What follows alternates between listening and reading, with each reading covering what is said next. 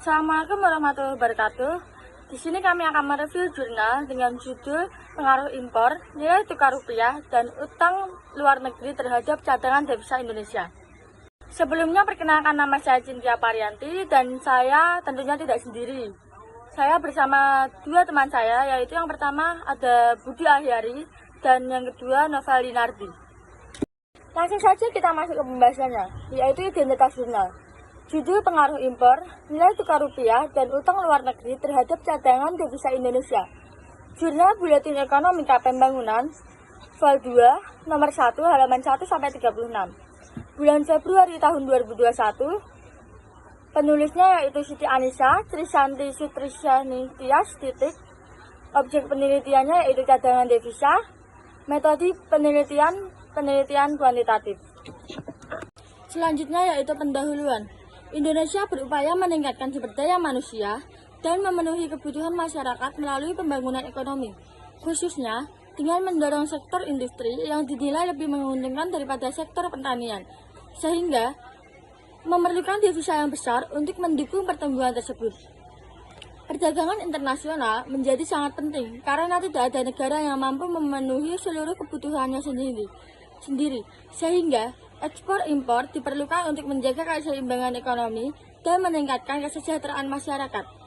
Cadangan devisa oleh Bank Indonesia berperan sebagai sumber pembiayaan utama perdagangan internasional dan pembangunan nasional, serta menjadi indikator kekuatan ekonomi dan stabilitas nilai tukar. Impor, nilai tukar rupiah, dan utang luar negeri merupakan faktor utama yang dapat mempengaruhi cadangan devisa, baik secara langsung maupun tidak langsung, sehingga pengelolaannya sangat penting untuk menjaga stabilitas dan ekonomi dan mencegah krisis keuangan di Indonesia. Selanjutnya yaitu cadangan devisa.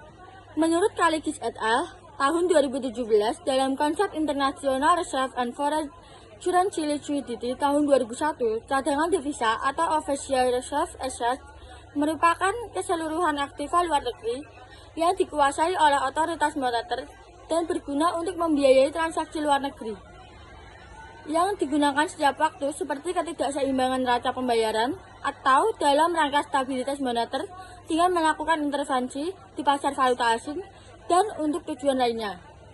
Motif transaksi pada cadangan devisa bertujuan untuk membiayai defisit neraca pembayaran, memenuhi kebutuhan likuiditas internasional, dan memberikan jaminan kepada pihak eksternal atau para kreditor dan rating agensi. Fluktuasi cadangan devisa nasional dipengaruhi berbagai variabel terkait. Salah satu faktor yang meningkatkan cadangan devisa suatu negara adalah peningkatan ekspor barang dan jasa oleh pengusaha dari negara yang bersangkutan. Namun, jika pada saat yang sama impor juga meningkat, cadangan devisa tidak mengalami peningkatan. Selanjutnya impor. Impor menurut Huta Barat tahun 1996 merupakan kegiatan membeli barang dan jasa dari luar negeri ke dalam negeri dengan perjanjian kerjasama antara dua negara atau lebih, atau juga bisa disebut sebagai perdagangan dengan cara memasukkan barang dari luar negeri ke wilayah Indonesia dengan memenuhi ketentuan yang berlaku. Menurut BNI tahun 2013, impor merupakan proses perdagangan atau proses transportasi barang atau komoditas dari suatu negara ke negara lain secara legal. Dalam proses pembelian barang atau jasa tersebut yang digunakan sebagai alat pembayaran adalah valuta asing yang berasal dari cadangan devisa. Menurut teori merkantilisme, untuk mengembangkan ekonomi nasional dan pembangunan ekonomi, jumlah ekspor harus lebih besar dari jumlah impor. Jika ekspor lebih besar dibanding impor, maka akan meningkatkan cadangan devisa.